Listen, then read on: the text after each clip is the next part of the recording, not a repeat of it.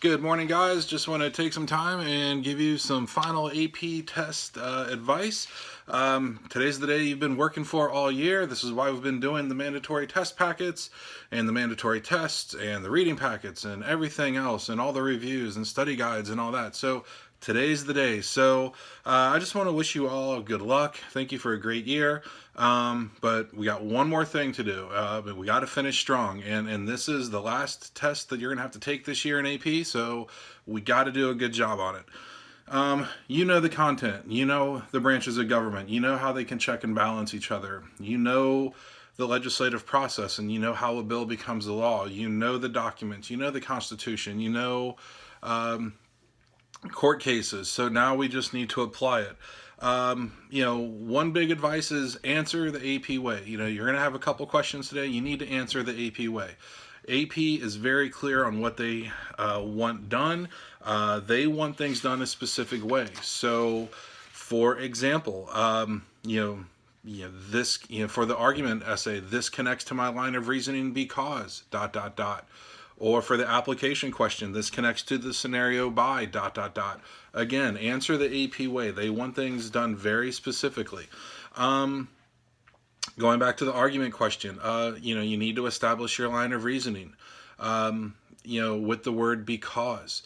Don't use any of the documents in your line of reasoning, okay? But you're going to have your thesis with your claim and your line of reasoning. That's your because statement. And then that line of reasoning, make sure that weaves its way throughout the rest of your answers, okay? Throughout the rest of your responses, you are constantly trying to get connect back to your line of reasoning. All right, and be obvious in your questions. Use sentences like this connects to my line of reasoning because dot dot dot. Okay, be obvious. And then when describing your evidence, when describing and defining, again, make it very clear. And you want to use multiple sentences. You want to describe and describe your evidence using 2 to 3 or 4 sentences. Not just one sentence. Okay, we do not want any of that. So multiple sentences, and then you need to elaborate. You need to show that you know the information. You need to elaborate and make sure you're just not writing down one sentence or brief statements. All right, you always want to give good information on your test. And then with the argumentative essay, use the template. Use that organizer that provided you. So again, that's going to help you immensely. For the application question, again, make sure that you are constantly making that connection back to the scenario. Again, that's what's implied in the term concept application. You need to apply one of the concepts we've learned to a scenario. So if it's about federalism, use the language in the prompt.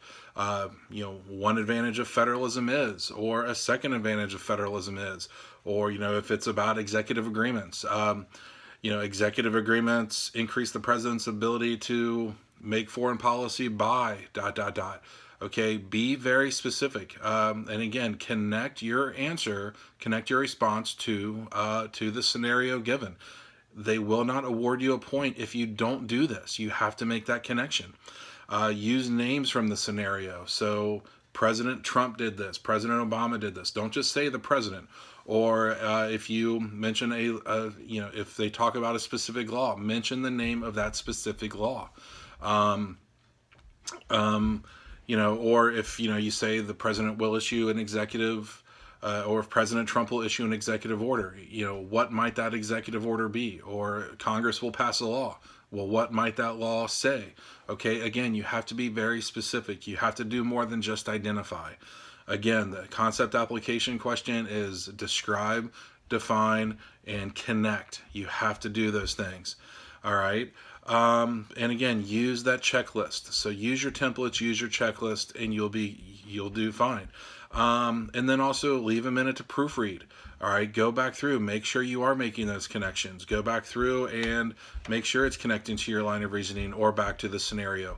You need to make these connections to get the point. And again, like I said, finish strong. This is the last test of the year, so this is the one you want to put forth your maximum effort. Okay, don't sell yourself short. Be sure that you are writing more than enough information and elaborate on that information. again, make sure you are putting down quality information. It's still possible to pass the test and score well, even if you don't answer all the questions. Okay. I would much rather have you guys answer in a very qualitative manner, parts A and part B, and maybe not even get to C, than rather having you just put down three very sloppy answers. Okay, it's about quality. Also, timing. When that when the timer turns red, that's where you need to finish your last sentence, stop what you're doing, and you need to start submitting. Guys, do not mess around with the timing. All right, if you do not get it submitted before that timer hits 0, there is nothing you can do. You can't go back, you can't redo it, and you're going to take a 0. So do not mess around with the time.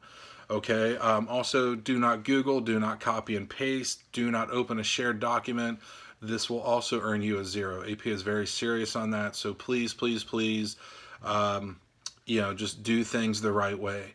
But again, finish strong, answer the AP way, and you got this. Okay. You've been working hard all year.